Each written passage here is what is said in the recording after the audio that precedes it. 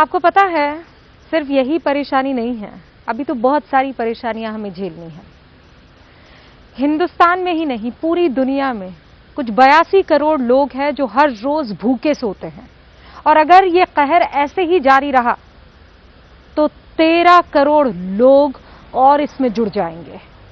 United Nations ने कहा है कि कोरोना के कहर की 2 और चीजें देखने को मिलेगी, एक तो भूखमरी और दूसरा अकाल।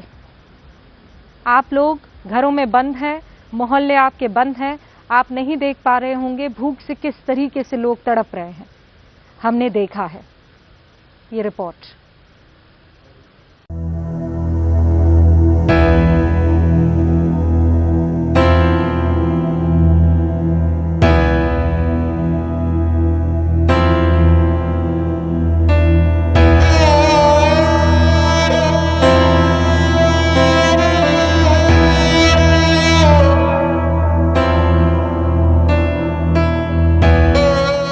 सतहत्तर साल बंगाल के अकाल को 77 साल हो गए।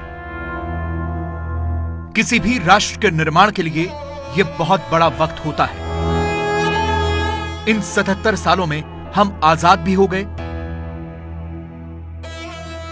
135 करोड़ भी हो गए, विकासशील देश के रास्ते पर भी चल पड़े, आईटी और साइबर पावर भी हो गए। पिछले 77 सालों में देश में बहुत कुछ बदल गया, जमीन आसमान का फर्क आ गया, लेकिन बस एक चीज नहीं बदली, वो है भूख।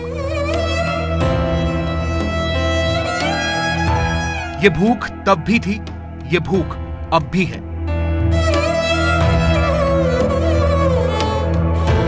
आप तो लॉकडाउन में घर के अंदर बंद होंगे, घर के बाहर आते तो दिखता कि आपके घरों के आसपास कैसे भूख फैली हुई है।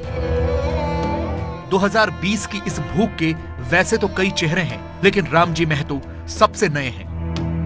इन तस्वीरों में सिर्फ 2 फर्क हैं।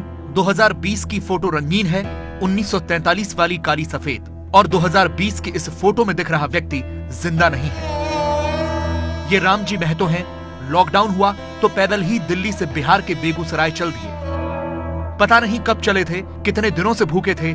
बेगूसराय तो नहीं पहुंच पाए, उससे पहले ही बनारस में दम तोड़ दिया। शरीर की हड्डियां और अंदर धंसा हुआ पेट बता रहा है कि पता नहीं कितने दिनों से खाना नहीं मिला था।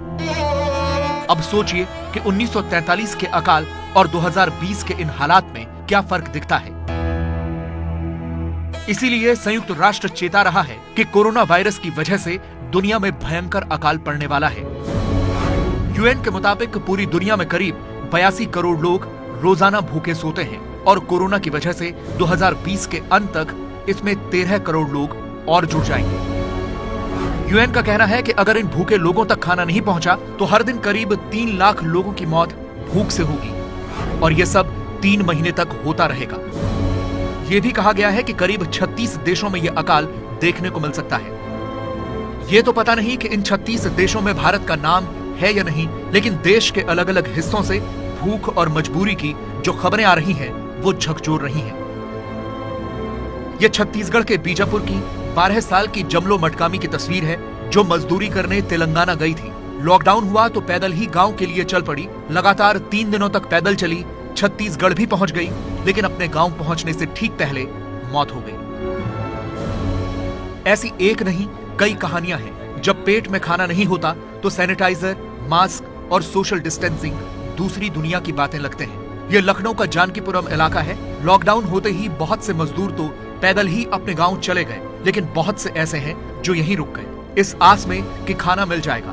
लेकिन यह उम्मीद अब टूटती जा रही है। न हो कमीज तो पाँव से पेट ढक लेंगे, ये लोग कितने मुनासिब हैं इस सफ़र के लिए। दुष्यंत कुमार की ये कविता मुझे याद आ रही है, क्योंकि इस कविता में ये लोग जो हैं वो कौन हैं?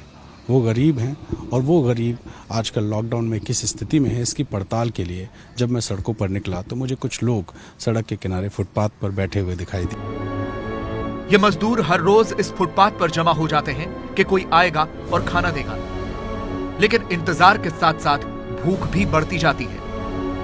ये जो है लखनऊ में जब से लॉकडाउन हुआ है, क्या कर रहे हैं? तब से कुछ नहीं मिला, तब से कुछ नहीं मंजूरी में। यहीं रहते हैं? यहीं रहते हैं। हाँ। तो कहाँ पे रहते हो आप? मुल्लापुर स्टेशन। स्टेशन पे? हाँ। हाँ। अपना घर नहीं है यहाँ पे? हाँ। हाँ। बच्चे कितने हैं? बच्चे 3 हैं, 2 बिटिया 1 भैया। हाँ।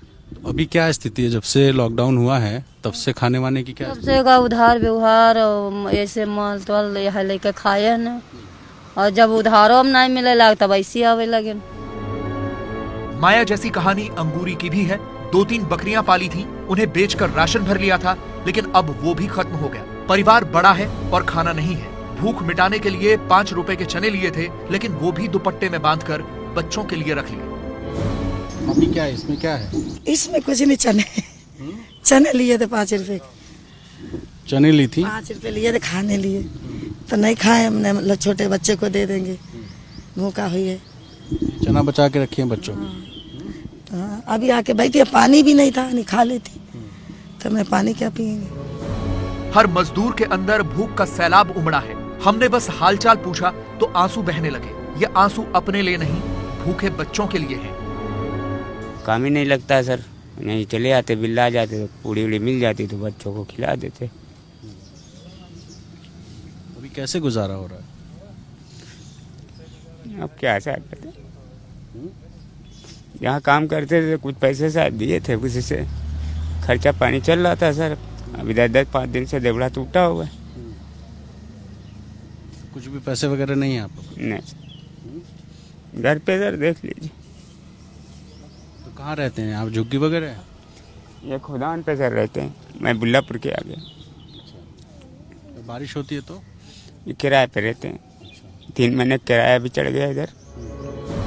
पहले तो खाना 2-3 टाइम मिल जाता था, लेकिन लॉकडाउन बढ़ने के बाद अब 1 टाइम ही मिल जाए तो गनीमत है।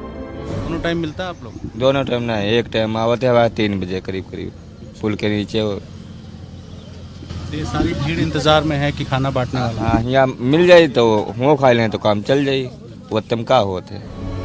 हमें देखते ही एक पुलिस वाला आ गया और इन मजदूरों को वहां से भगाने लगा। यानी खाना तो नहीं मिला, लेकिन पुलिस की डांट जरूर मिली।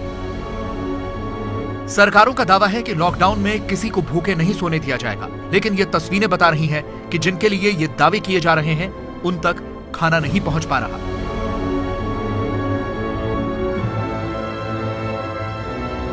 ये है एबीपी न्यूज, आपको रखे आगे।